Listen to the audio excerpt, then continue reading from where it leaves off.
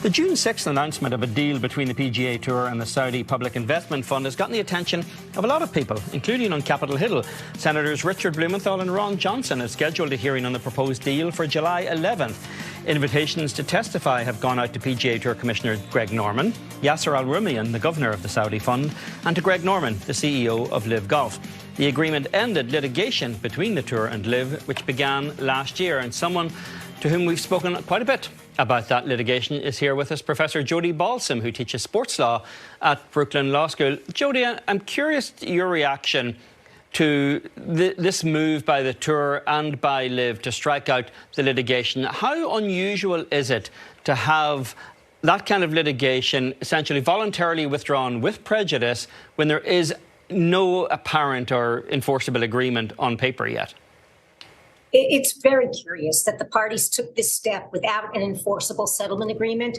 They have an agreement in principle to combine their commercial activities, but if good faith efforts to consummate that transaction fail, either party can walk away with impunity. It's equivalent to two armies in fierce conflict calling a ceasefire and then permanently withdrawing all their soldiers and tanks without a signed treaty, no guarantees of a long-term truce.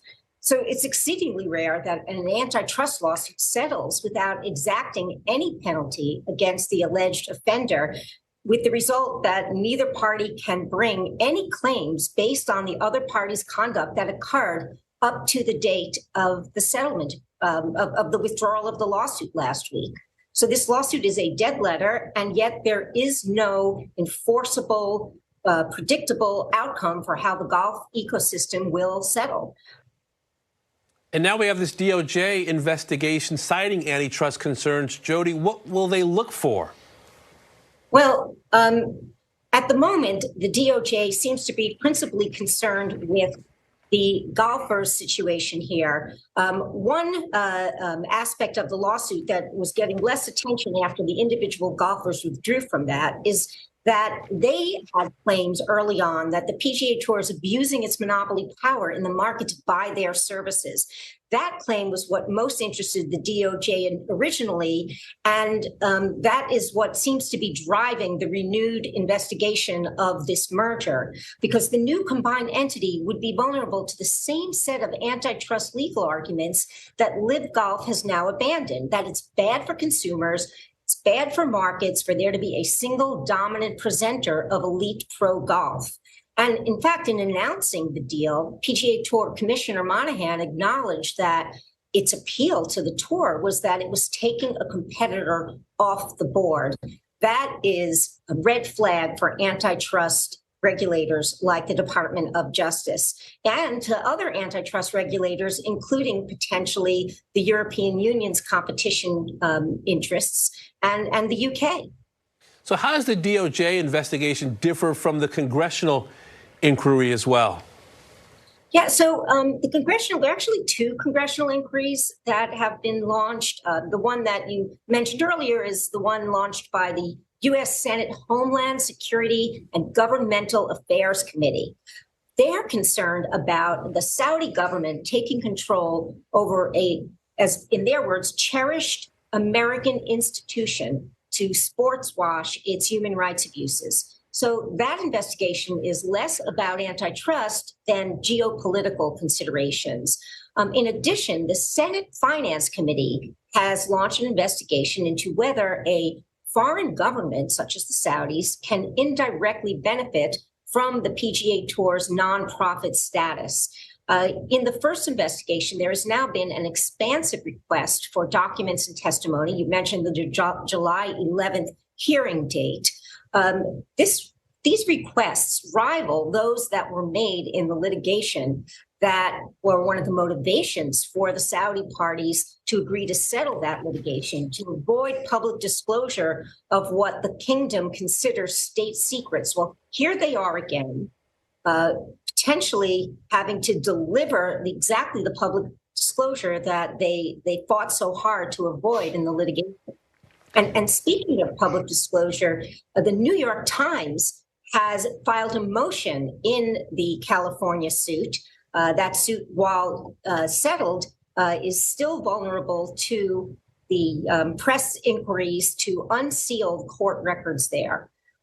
Most of the documents the parties filed in that lawsuit were filed under seal, ostensibly to protect confidential business information. But those rulings are in tension with the First Amendment and the right of the public to access court records. So we'll see at least one more decision from Judge Freeman ruling on whether the sealed records in the California lawsuit can be exposed, including, for example, the shareholder agreement between the Saudi PIF and LIV Golf, the communications that might reveal Saudi motivations and strategies for their sports investments. Jodi, in terms of that New York Times deal or lawsuit, is that in any way impacted by this settlement? And what likelihood would you give the Times of success for their argument that it's in the public interest to have these documents unsealed? Well, the settlement does not defeat the New York Times motion, and motions like the one that the Times filed are not unusual in high-profile cases, and they very often succeed, especially when the case has raised issues of public concern, such as in the original LIV Golf litigation, allegations of monopoly conduct, and that a foreign state has used its immense power and wealth to tortiously interfere with the U.S. enterprise and do harm to international sport. For all those reasons that have already been articulated in the New York Times motion, I think it has a very good likelihood of at least partial success and unsealing significant confidential materials in that lawsuit. Jodi, for the last year, I've traveled the country and had golf fans come up to me and say, what do you think this whole LIV Golf thing? What is the probability, Jodi, that this merger actually ultimately happens? Well, the timeline is very uncertain. It's clear the DOJ is serious about this investigation. It could take months or years. The delay alone might spike the deal. And as I mentioned, other antitrust regulators abroad might also be interested. So I think there's no guarantee this deal goes through as originally announced, although it's clear that the Saudis want to dump a bucket of money into golf in the United States, and the players are interested in sharing in some of that. So somehow we will see Saudi investment in golf. It just may not take the shape of the deal announced a couple of weeks ago. Speaking of this desire to put money into golf, Jodi, in this new entity that's a for-profit entity between the Tour and the Saudis, presumably that's what the Saudis will contribute in terms of assets, is cold cash. In terms of what the PGA Tour could contribute of commercial value, their biggest asset is their media rights, which is obviously the collective media rights of all of their members.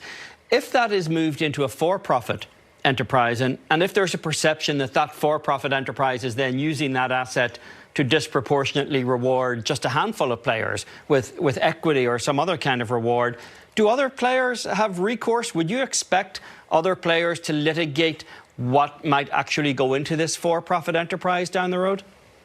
Well, let me point out that the dismissal of the California lawsuit does not impede individual golfers from renewing their claims that the PGA Tour is abusing its monopoly power. So all of the players who were originally plaintiffs in that lawsuit, when they withdrew, they did so without prejudice. And of course, if other players are offended by the direction that golf is taking, yes, lawsuits can still be filed by those individuals.